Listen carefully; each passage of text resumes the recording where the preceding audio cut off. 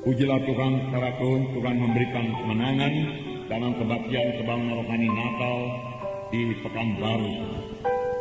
Banyak jiwa-jiwa diselamatkan. Saya percaya rata-rata jiwa yang hadir itu diselamatkan. Memang kapasitas tempat duduk hanya sekitar 600 tempat duduk, tapi semuanya penuh. Walaupun malam pertama ada hujan, jiwa-jiwa masih datang. Malam kedua beritanya lebih tersebar lagi, karena banyak jiwa-jiwa yang selamat dan disembuhkan Tuhan. Yang disembuhkan ini, saudaraku, mereka bersaksi. Mereka bawa beritanya, saudaraku, kepada banyak-banyak jiwa. Ada yang membawa beritanya kepada keluarganya, juga keluarganya juga hadir pada malam yang kedua. Kami melihat beberapa, saudaraku, bus-bus mini pengangkutan umum yang membawa jiwa-jiwa yang sakit, boleh jadi sedikit dari luar Pekanbaru. Mereka semua menerima kuasa Tuhan. Dan sampai pada akhir kebaktian sekitar jam 9.30 atau jam 10, saudaraku, masih ada minibus yang datang. Saya kasihankan kepada mereka. Syukurlah ada anak-anak Tuhan yang boleh menyanyi mereka. Saudara, puji Tuhan, saudara. Jadi banyak sekali jiwa-jiwa yang berhaus. Di Pekanbaru banyak jiwa-jiwa berhaus. Di kota-kota sekitar Pekanbaru juga banyak jiwa-jiwa berhaus. Mereka butuh Injil Tuhan. Mereka bersukacita mendengarkan firman Tuhan. Mereka bersukacita menyaksikan kesembuhan yang mereka terima. Mereka merasakan kuasa Tuhan dalam kebaktian. Beberapa di antara mereka bersaksi ke depan. Apakah yang mereka saksikan? Katanya pada waktu mereka memasuki ruangan kebaktian itu, mereka merasakan jamahan Tuhan. Dan pada waktu itu juga mereka sembuh. Begitulah nyatanya kehadiran Tuhan dalam kebaktian di Pekanbaru. Jumlah alamat-alamat baru bagi sidang kita di Pekanbaru ada 316 alamat baru. Puji Tuhan, saudara, beri tepuk tangan yang meriah buat Tuhan. Dan kemudian pada tanggal 12 atau hari Kamis diadakan baptisan air. Dan beberapa orang, saya tidak tahu begitu pasti, saudaraku, datang dari KKR itu untuk ikut dibaptiskan. Sehingga jumlah baptisan sekitar 35 orang, saudaraku. Setelah kita hamba Tuhan, pendeta Pandapotan Tanjung membaptis mereka. Puji Tuhan, 35 orang, satu jumlah yang banyak. Karena kebaktian kita juga di Pekanbaru baru sekitar 150 orang. Jadi tambah 135 orang, perlakuan dan mencapai 200. Dan mereka bersemangat, bersyukur kepada Tuhan. Dua orang hamba Tuhan di sana yang memulai dahulu kebaktian di Pekanbaru. Keduanya anak gadis. Saya mengingat mereka sangat minta kepada saya di Jakarta supaya mereka tidak usah pulang ke Medan. Tapi selesai KKR di Jakarta, mereka langsung ke Pekanbaru. Kemudian 3 orang, saudara kita Tiarni, yang berangkat ke Jambi, di mana kita juga mengadakan KKR dan memberikan kemenangan. Dan mereka semuanya berhasil. Baik di Jambi, gereja Tuhan telah berdiri. Baik di Pekanbaru, Terapu, Tubuh Kristus telah berdiri. Kita bersyukur buat pekerjaan Roh Kudus yang luar biasa ini, saudara. Saya percaya pada akhir zaman, kuasa Tuhan akan bertambah-tambah lagi dinyatakan, saudaraku. Amin, saudara. Ini berarti, saudaraku, melibatkan kita semua. Memang ini juga firman Tuhan minggu yang lalu, saudaraku, yaitu mengenai perintah agung, yaitu untuk semua anak-anak Tuhan. Firman Tuhan berkata, pergilah kamu. Siapakah yang pergi ini? Mari saya bacakan pada saudara dalam Matius 28. Saya membaca sekali lagi kepada saudara, perintah agung bagi semua anak-anak Tuhan, tidak ada kecualinya. Ayat 19 Matius 28, karena itu pergilah, jadikanlah semua bangsa muridku, dan baptislah mereka dalam nama Bapa dan Anak dan Roh Kudus, dan ajarlah mereka melakukan segala sesuatu yang telah kuperintahkan kepadamu, dan ketahuilah aku menyertai kamu senantiasa sampai kepada akhir zaman. Tuhan berkata, pergilah kamu, jangan tunggu di gereja, bergeraklah keluar dari gereja, lihatlah jiwa-jiwa yang terhilang, lihatlah ladang-ladang yang sudah menguning. Tuhan Yesus berkata dalam ayat yang lain, sudah masak semuanya, sediakan dituai.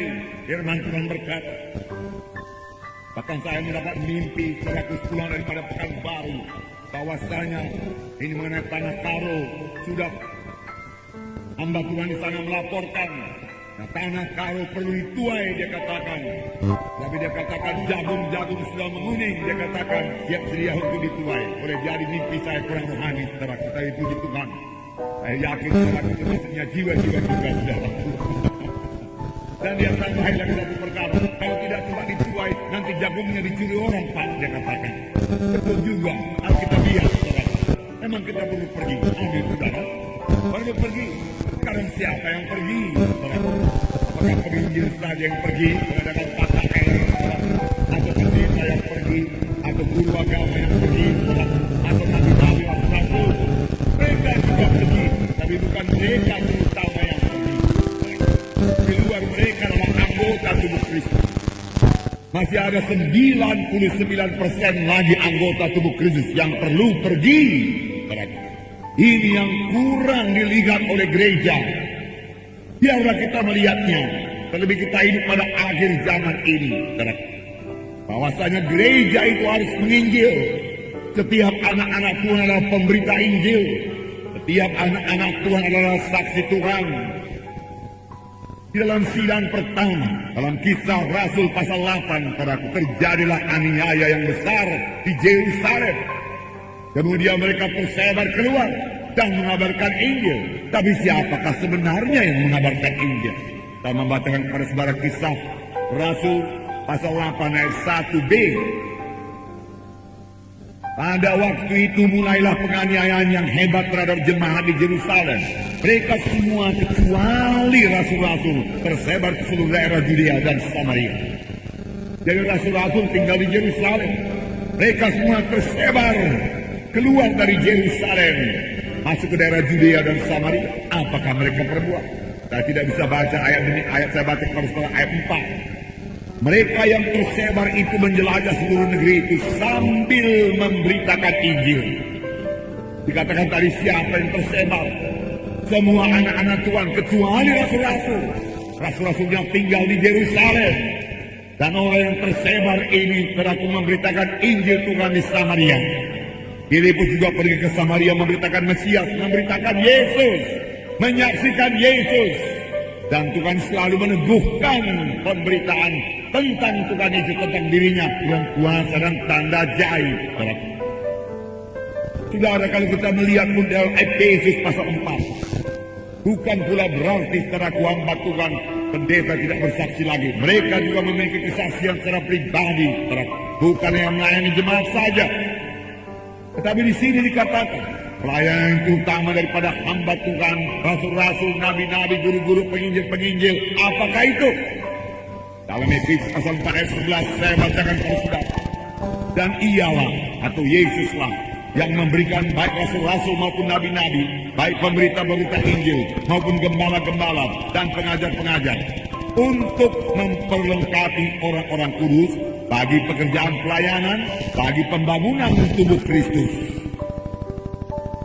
Nah, di sini dikatakan imam-imam, di sini dikatakan rasul-rasul itu, nabi-nabi, pemberita-pemberita Injil, gembala-gembala, pengajar-pengajar, Tuhan berikan dalam sidang.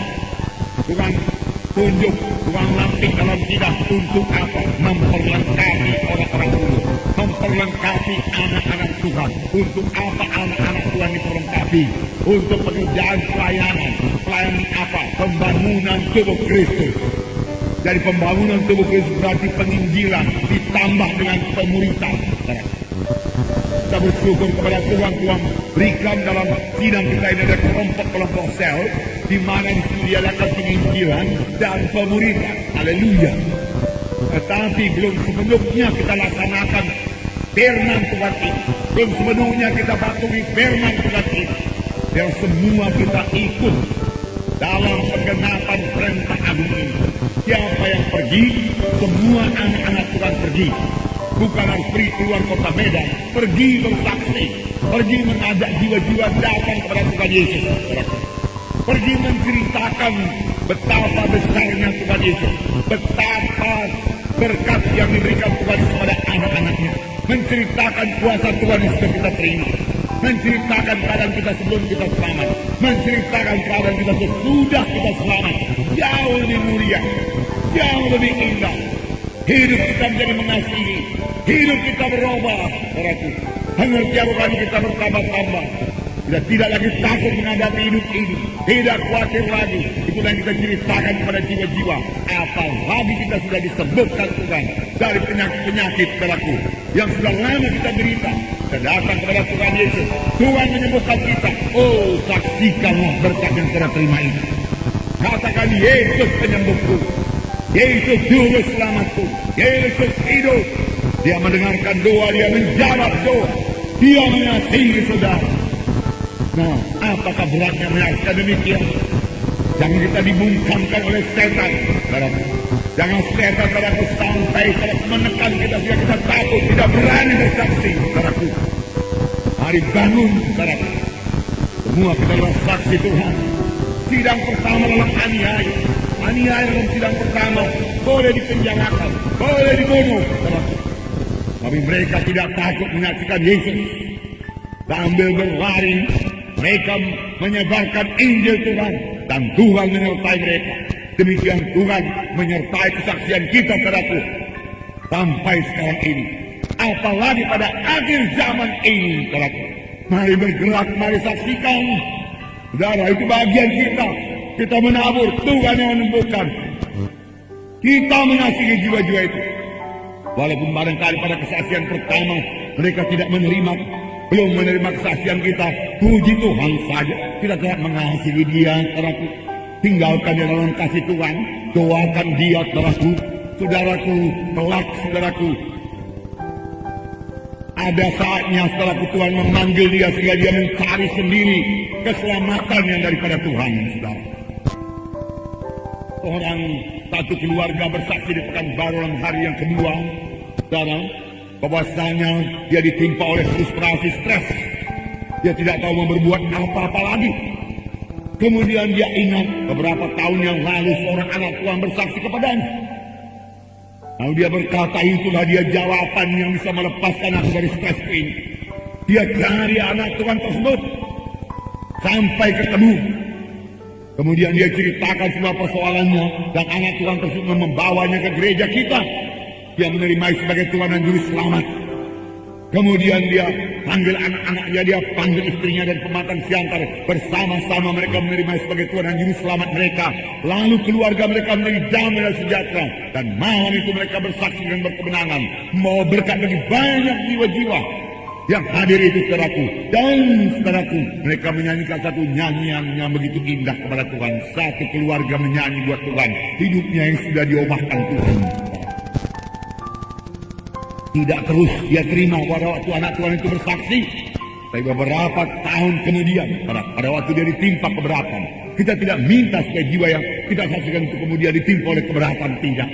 Lebih baik dia ditimpa oleh berkat Tuhan. Tuhan punya banyak jalan untuk memanggil jiwa-jiwa sampai kepada keselamatan. Amin, saudara. Tapi bagian kita mari saksikan. Bagian kita mengasihi jiwa-jiwa itu, saudara. Mengasihi jiwa-jiwa itu, saudara. Alangkah, saudaraku, beratnya, alangkah celakanya di luar Tuhan. Kita semua sudah mengetahui. Di luar Tuhan binasa.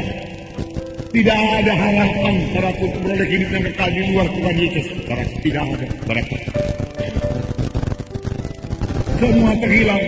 Kalau kita mengetahui hanya Tuhan jalan dan kebenaran dan hidup, seorang pun tidak sampai ke surga kalau tidak melalui Tuhan Yesus. Sekarang kita ini semua sudah yakin kita ini ke surga. Dengan tenang kita membaringkan diri kita pada waktu malam hari. Kita tahu malaikat Tuhan berkawal kepada kita. Kita tidur nyenyak, saudaraku. Kalau kita tahu besoknya kita akan bangun dengan selamat dan sejahtera dan boleh mengerjakan pekerjaan Tuhan lagi. Dan kalau sekiranya dipanggil Tuhan pada malam itu sudah pasti ke surga. Namun saya yakin sebenarnya Tuhan memberikan umur panjang kepada kita. Lebih banyak orang lain, saudaraku, tidur malam dengan penuh ketakutan, kekhawatiran. Kita baca kesaksian dalam berita iman. Ada yang tidur dengan takut mati. Apakah dia masih hidup pada besok harinya apa tidak, saudaraku? Nah, mereka sangat takut mati. Mengapa mereka takut mati? Karena mereka tidak tahu kemana mereka kalau mereka mati, saudaraku. Tetapi kalau sudah selamat, saudaraku, alangkah damai, alangkah sejahtera. Sudah selamat begini, saudaraku, alangkah indahnya berkumpul seperti ini, saudaraku, 1000 orang lebih, saudaraku. bersama-sama memuji dan menyembah Tuhan dan bersekutu dengan Tuhan. 1000 orang lebih saudaraku menyanyi kepada Tuhan, 1000 orang lebih masing-masing punya persekutuan dengan Tuhan. Alangkah indahnya itu, saudaraku. Ayo, lihatlah di luaran sana betapa banyak orang hidupnya kosong, rusak, saudaraku. Mereka bahkan tidak tahu apa yang mereka perbuat. Tadi malam setengah 12 malam, saudaraku, saya terkejut. Kami terkejut karena tiba-tiba di muka rumah kami, saudaraku, ada suara Honda, saudaraku, yang digaskan terus, saudaraku. Nanti kira apa ini? Apa orang mau mengganggu lagi? Apakah diganggu? Ada apa lagi? Saya keluar, saudaraku, rupanya sudah datang Honda-Honda yang lain. Mereka berteman rombongan, saudaraku. Rupanya sudah jatuh, saudaraku. Mukanya berlumuran darah, saudaraku, sudah pingsan. Dan mereka tidak tahu berbuat apa.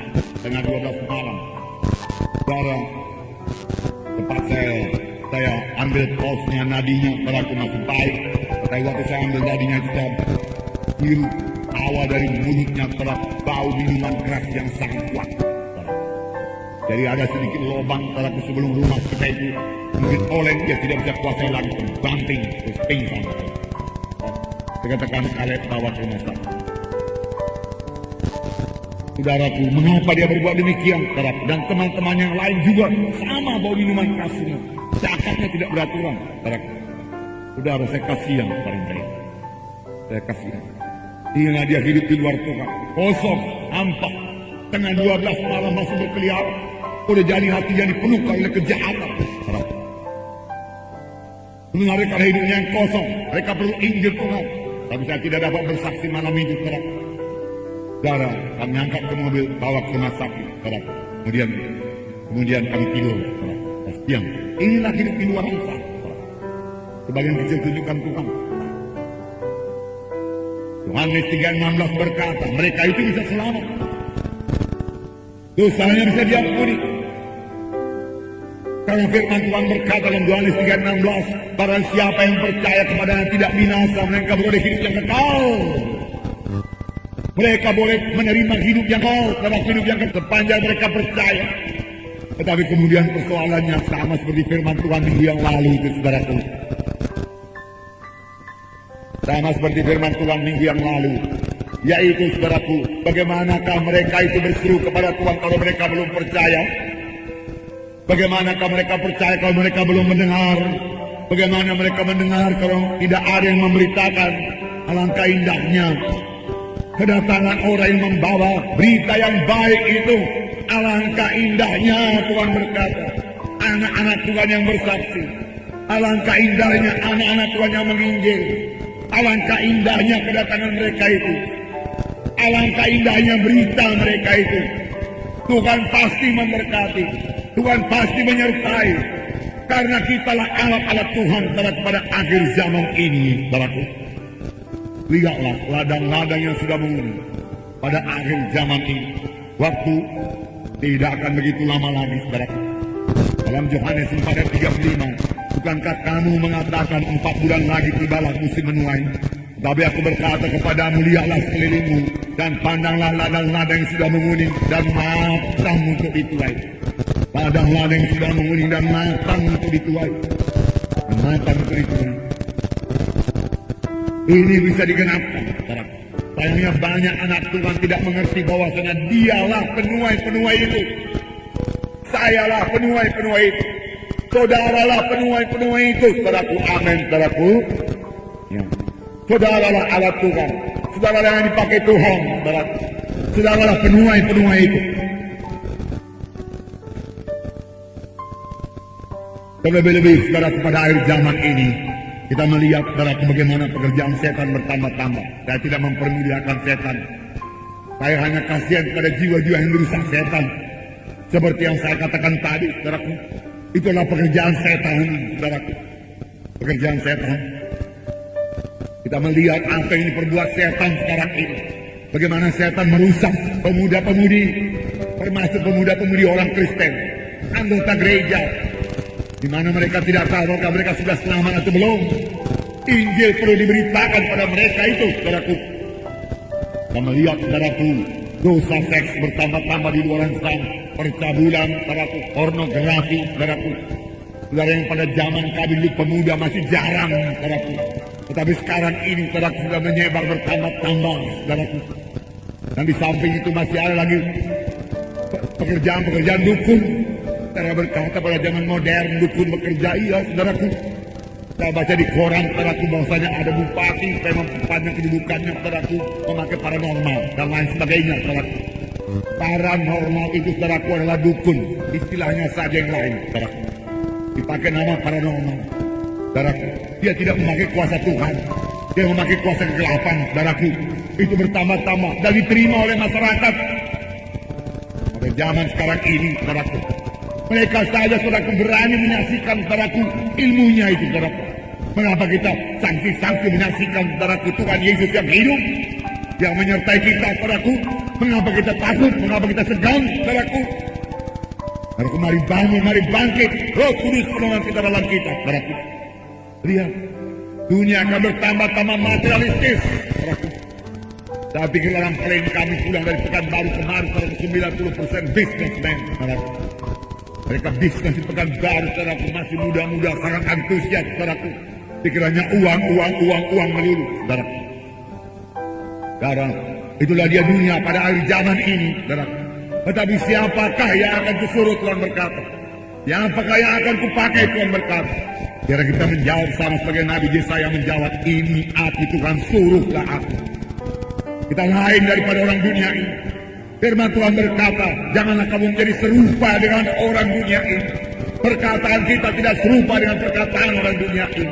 Pikiran kita tidak serupa dengan pikiran orang dunia ini. Tujuan hidup kita tidak sama dengan tujuan hidup orang dunia ini. Saudaraku, apa yang kita kejar di dunia ini lain daripada apa yang dikejar oleh orang dunia ini. Mari kita kejar, saudara, kita menyampaikan panggilan Tuhan yang begitu indah dalam hidup kita. Kita mengetahui, saudaraku, hidup di dunia ini hanya sementara saja. Hidup yang kekal sudah menanti kita selama-lamanya. Apakah yang sudah kita simpan buat hidup yang kekal? Berapa banyak buah yang sudah kita bawa pada hidup yang kekal, saudaraku. Ada pembukuan yang sangat rapi di surga dalam hal ini, saudaraku. Berapa banyak berkat yang sudah saudara bawa ke surga. Saudaraku, saya tidak bisa mengambil berkat saudara tidak bisa mengambil berkat saya. Masing-masing kita akan memberikan tanggung jawab kita kepada Tuhan, saudara. Akan talenta-talenta yang diberikan Tuhan kepada kita, saudaraku. Saudaraku, biarlah roh Tuhan, saudaraku, menggerakkan hati kita. Karena lihat lagi, saudaraku, materialistis dalam dunia ini, cintakan uang, kejahatan bertambah-tambah, pertengkaran bertambah-tambah, perceraian dalam rumah tangga juga bertambah-tambah. Karena roh pengampunan sudah hilang daripada keluarga, saudaraku. Mereka sudah dipenuhkan pikirannya dengan pikiran duniawi ini. Ditambah lagi dengan segala macam acara TV, saudaraku, majalah-majalah yang memenuhkan pikirannya. Sehingga firman Tuhan tertekan, saudaraku. Firman Tuhan disorong keluar daripadanya. Kosong daripada firman Tuhan. Sudah kosong daripada firman Tuhan. Kosong daripada kasih Tuhan. Kosong daripada kuasa Tuhan. Apa yang bisa kita perbuat, saudaraku? Saudara, mari bangun, mari bangkit, saudaraku. Tolong, termasuk anggota-anggota gereja yang belum yakin dengan keselamatan jiwanya walaupun mereka ke gereja, saudaraku. Banyak sekali. Saya katakan kepada saudara yang selamat Pekanbaru itu, saudaraku, kebanyakan dari anggota gereja yang tidak tahu apakah dosa yang sudah diampuni atau belum, yang tidak tahu kalau dia mati pergi kemana, yang tidak tahu Yesus, yang tidak kenal Yesus. Mereka menyebut nama Yesus tapi tidak kenal Yesus. Saudara, kita sudah kenal Yesus, saudara. Kita boleh berkata, Tuhan Yesus juru selamatku, Tuhan Yesus pengampun dosaku, Tuhan Yesus pembaptis dengan roh, haleluya. Tuhan Yesus penyembuhku, haleluya. Tuhan Yesus sumber berkatku, haleluya. Tuhan Yesus sumber kehidupanku, juru selamatku, Tuhan Yesus jalan ke surga, dan lain sebagainya. Kalau kita tahu, mari beritakanlah itu, saudara. Beritakan Yesus, saudara, beritakan Yesus. Dan jatuh cintalah pada Yesus. Amin, saudaraku. Jatuh cintalah pada Yesus, saudaraku. Jatuh cintalah pada Yesus, saudaraku. Sepanjang saudara jatuh cinta pada Tuhan Yesus, enggak ada pekerjaan yang berat, saudaraku. Enggak. Kita mau menyenangkan Tuhan Yesus saja dalam hidup kita. Nah, di manakah kasih kita kepada Yesus? Kalau kasih Yesus kepada kita tidak pernah luntur, tetap mengasihi kita sampai kepada kesudahan. Kasih Yesus tidak terukur, saudaraku. Dia begitu setia. Walaupun kita tidak setia, dia tetap setia, saudaraku. Saudara, adakah kita betul-betul mengasihi Tuhan Yesus? Adakah Tuhan yang terutama dalam hidup kita? Beberapa minggu yang lalu firman Tuhan berkata, janganlah hanya minta berkat-berkat Tuhan saja, mintalah pemberi berkatnya. Jangan minta kesembuhan saja, mintalah penyembuhnya, yaitu Tuhan Yesus. Bersekutulah dengan penyembuhnya. Jatuh cintalah kepada penyembuhnya, yaitu Tuhan Yesus sendiri. Jatuh cinta pada Tuhan Yesus, lalu bersekutu dengan Tuhan sudah berat. Berdoa kepada Tuhan sudah menjadi sesuatu yang berat lagi padaku. Dia begitu baik. Dia mendengarkan doa kita, dia menjawab doa kita. Bahkan dia memberikan yang paling baik bagi kita. Dia menuntun kita, dia menyertai kita. Padaku. Oh, pantaslah kita salurkan berkat yang kita terima dari Tuhan Yesus. Jangan tahan bagi diri kita. Begitu banyak berkat yang kita terima dari Tuhan Yesus. Berikan. Keselamatan yang kita terima dari Tuhan Yesus. Ceritakan. Minggu yang lalu kita katakan, kalau kita tidak menceritakan berkat yang daripada Tuhan, kita seperti laut mati yang mengumpulkan semua air dari Danau Galilea, kumpul terus bertahun-tahun, puluhan tahun, lalu tidak ada satupun kehidupan di laut mati tersebut karena penuh dengan garam. Mengapa? Karena laut mati tidak mengalirkan airnya. Tapi di Danau Galilea yang selalu mengalirkan air yang datang kepadanya, dia salurkan, dia berikan. Danau Galilea menjadi danau yang segar, danau yang jernih, danau yang penuh kehidupan. Yesus berjalan-jalan di tepi Danau Galilea. Yesus naik perahu di Danau Galilea. Petrus menangkap ikan di Danau Galilea. Danau Galilea memberikan kehidupan. Mengapa? Karena dia menyalurkan apa yang dia terima dari Tuhan. Salurkan apa yang dia terima daripada Tuhan. Kesehatan yang Tuhan berikan pada saudara, berikan untuk melayani. Berkat yang diberikan Tuhan pada saudara, berikan untuk pekerjaan Tuhan pada Tuhan. Damai sejahtera yang saudara terima daripada Tuhan, berikan padaku. Untuk jiwa-jiwa, amin saudaraku. Ya, biar kita jatuh cinta pada Tuhan Yesus. Jatuh cinta pada Tuhan Yesus. Haleluya. Nah, saudaraku, jangan beri tempat bagi dosa. Yang beri tempat bagi dosa itu melumpuhkan saudara. Maka dari dosa lah datang penyakit. Saudara mau sehat, jauhilah dosa. Jauhi dosa. Penyakit mulai datang selama Adam dan Hawa jatuh kepada dosa. Saudara mau sehat, saudaraku, hamba-hamba Tuhan boleh berdoa dan meletakkan tangan, dan firman Tuhan berkata, maka mereka itu akan sembuh. Haleluya. Tetapi sudah itu hiduplah untuk kebenaran, firman Tuhan berkata. Dia sendiri sudah menanggung segala dosa kita di kayu salib di Golgota, supaya kita hidup untuk kebenaran, dan oleh bilur-bilurnya kamu telah sembuh. Hidup untuk kebenaran, maka oleh bilur-bilur Yesus telah sembuh. Oleh bilur-bilur telah sembuh. Kemudian hidup benar di hadapan Tuhan. Jangan hidup berlajak-lajak memuaskan kehendak daging. Kadang-kadang kita katakan hukum Taurat. Tapi lihat, hukum Taurat sendiri telah punya aturan-aturan makanan. Yang ini tidak bisa dimakan, yang itu tidak bisa dimakan, binatang ini tidak bisa dimakan. Kan saudara baca buku Imamat. Maksud Tuhan supaya bangsa Israel, bangsa pilihannya itu sehat. Sekarang banyak orang zaman sekarang, semua telah dimakan. Sampai teraku guru Gideon teraku waktu di SMA berkata mengenai buku Imamat itu, sekarang kita di bawah anugerah, dia katakan, bukan lagi di bawah Taurat. Semua pun boleh dimakan, semua yang di laut boleh dimakan, kapal pun boleh dimakan, tapi terlalu keras, dia katakan. Kereta api boleh dimakan, cuma terlalu kencang. Dalam yang di udara, dia katakan boleh dimakan semua yang di udara, kecuali kapal terbang, karena tidak bisa ditangkap.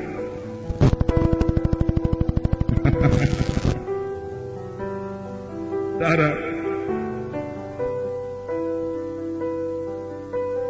kita harus makan dengan teratur. Amin, saudaraku. Itu mau kesehatan bagi kita. Mau kesehatan. Simpel saja, saudaraku. Roh Kudus akan memimpinkan kita. Sedikit gerak badan, saudaraku, untuk menguatkan tubuh kita ini, saudaraku. Karena tubuh kita ini ciptakan Tuhan untuk bergerak. Untuk pergi, dia katakan, itu bergerak, saudaraku. Pergi mengabarkan Injil, bergerak. Pada waktu manusia yang pertama ciptakan Tuhan, kerjakan Taman Eden ini. Usahakan Taman Eden, Tuhan berkata. Engkau harus bekerja, engkau harus bekerja. Tidur saja sebulan, saudaraku, penyakit masih datang. Atau makan meraja-raja sebulan, saudaraku, darah tinggi datang. Itu sebabnya Tuhan berkata kepada bangsa Israel, engkau harus atur makananmu, dia katakan. Mana juga ambil secukupnya. Jangan rakus engkau, Tuhan berkata. Terlebih sekarang, saudaraku, dalam pimpinan Roh Kudus sudah tahu itu semua, saudaraku. Tapi biarlah kita menyangkal diri, saudaraku. Memang ada penyakit-penyakit langsung dari setan. Itu sebabnya ada Tuhan perlu bersalut dengan darah Yesus. Amin, saudaraku. Bersalut dengan darah Yesus. Sayangnya, saudaraku, anak Tuhan sudah ada yang bersalut dengan darah Yesus, saudara. Kemudian terlibat dalam kuasa-kuasa kegelapan. Upacara-upacara kegelapan. Itu yang membuka pintu lagi sama setan. Memberikan penyakit, saudaraku. Kalau dia bisa memberikan penyakit pada Ayub, saudaraku, pada kita dia bisa memberikan penyakit, saudaraku. Nah, tapi saya bersuka cita dalam Ayub itu dikatakan bahwasanya sepanjang Ayub setia kepada Tuhan, pagar setan mengakui bagaimana aku bisa berbuat celaka pada Ayub. Engkau sebagai pagar, dia katakan, mengelilingi Ayub. Puji Tuhan. Saya suka ini, saudaraku. Panjang kita dalam Tuhan, saudaraku. Tuhan memberikan pagar sekeliling kita dan keluarga kita, saudaraku. Sehingga si jahat tidak bisa menjamah kita. Amin, saudara. Tapi kapan itu kuasa-kuasa kegelapan, saudaraku? Pagar itu, saudaraku. Oh, saudaraku mulai retak-retak, saudaraku. Boleh jadi roboh. Dari situlah setan masuk, saudaraku. Jadi setan tidak terlalu hebat, saudaraku. Bahkan dia bisa diusir dalam nama Yesus. Amin. Tapi kita boleh berkemenangan. Sembuh. Kamu dia saksikanlah, saudaraku. Amin. Saksikan. Saksikan kesembuhan, saudara. Nah, kalau, saudaraku, pekerjaan setan bertambah-tambah, satu perkara lagi, saya yakin sepenuhnya, puji Tuhan. Apa yang tidak pernah timbul dalam hati manusia, itu yang diberikan Tuhan pada orang yang mengasihi dia. Maka pada akhir zaman ini, urapan Tuhan akan bertambah-tambah, kuasa Tuhan akan bertambah-tambah, tanda ajaib dan mujizat akan bertambah-tambah, jiwa-jiwa akan mengalir dalam sidang Tuhan yang hidup, dan Tuhan akan membangunkan sidangnya menjadi pengantin Kristus. Amin. Pada akhir zaman, sesuatu yang besar akan terjadi, saudara. Pada gereja, Tuhan berikan, saudara. Hingga semua anak-anak Tuhan berbuah lebat. Memang Tuhan menghendaki buah. Saya bacakan sekali lagi.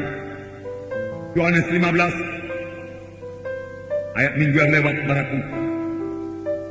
Saya bacakan pada saudara. Ayat 5, barangkali. Yohanes 15 ayat 5. Akulah pokok anggur, dan kamulah ranting-rantingnya. Barang siapa tinggal dalam aku dan aku dalam dia, dia berbuah banyak. Sebab di luar aku kamu tidak dapat berbuat apa-apa. Di luar aku kamu tidak dapat berbuat apa-apa. Mari tetap bersekutu dengan Yesus. Mari tetap berdoa bersekutu dengan Yesus. Amin, saudaraku. Mari berdoa sampai kasih Tuhan memenuhkan kita. Amin.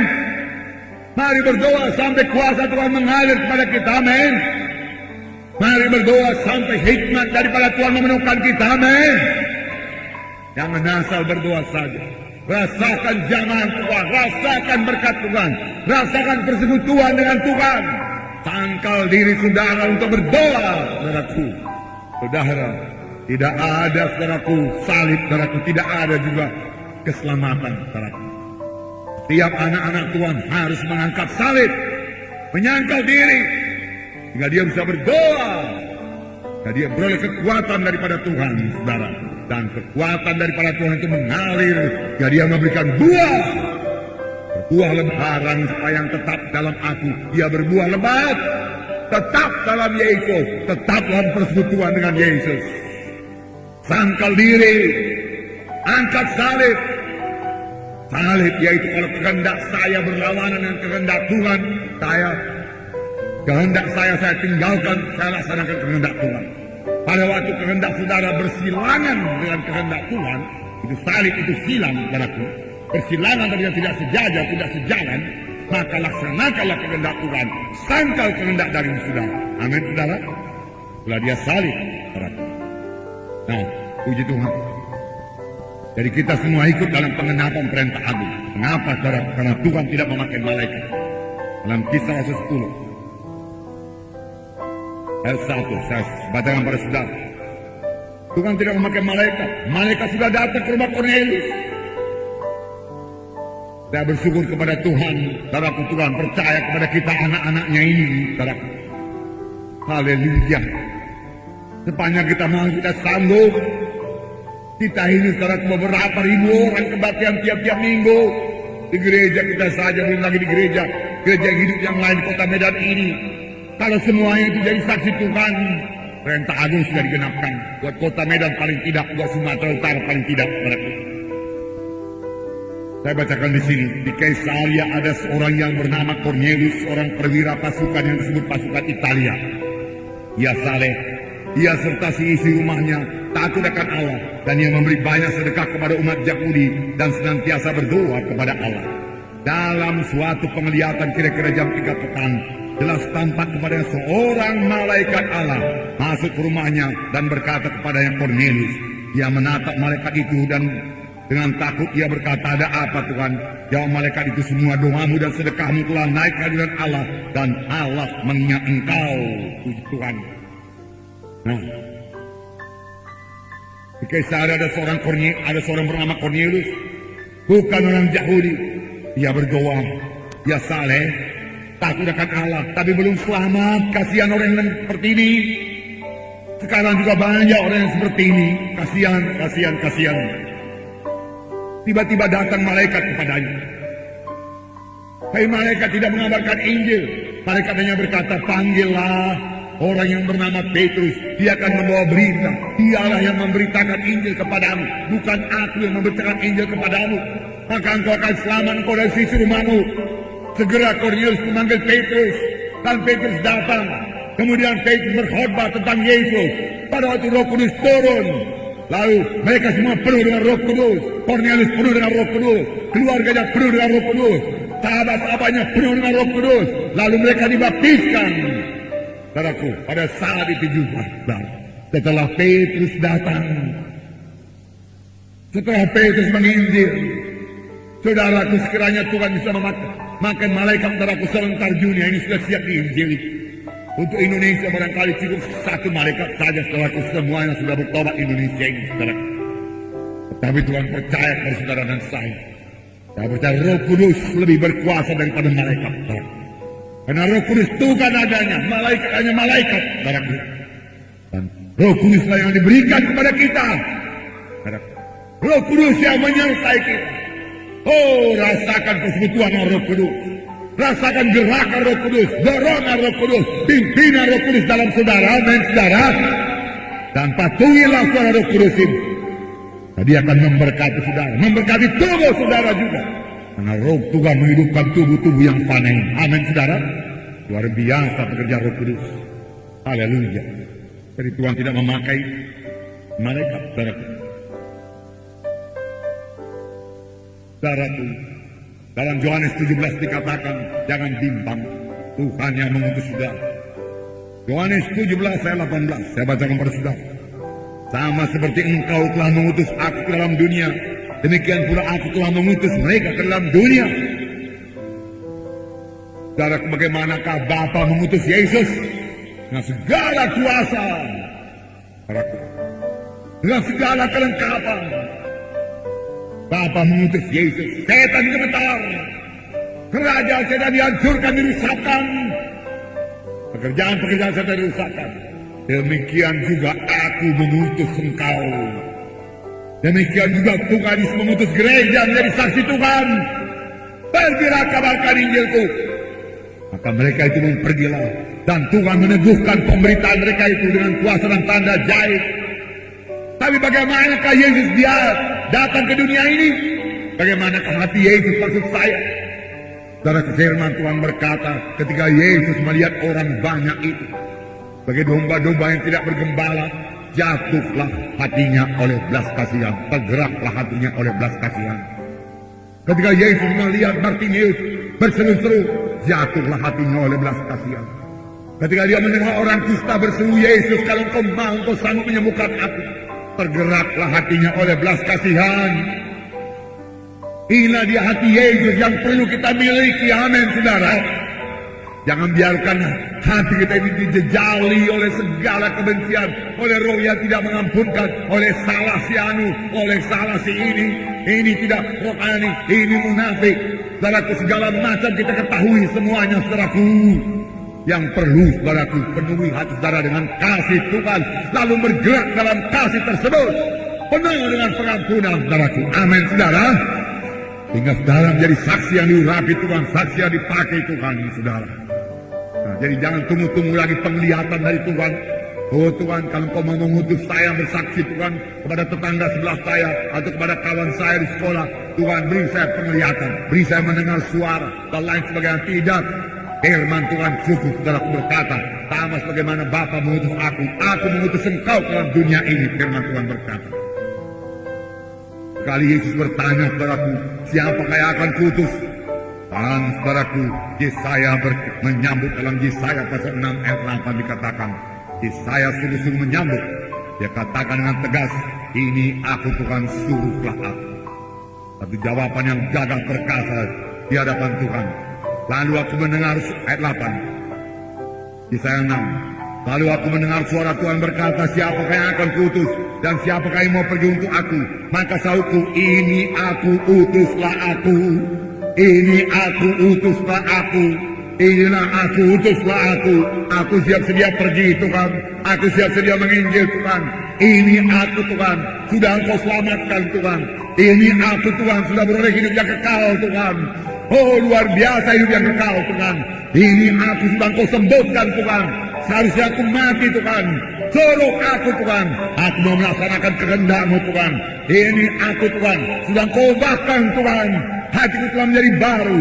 Aku telah menjadi kejadian yang baru. Suruh aku Tuhan. Aku mau bergerak Tuhan. Aku mau pergi kemana Engkau suka Tuhan. Kehendak-Mu jadi Tuhan. Haleluya.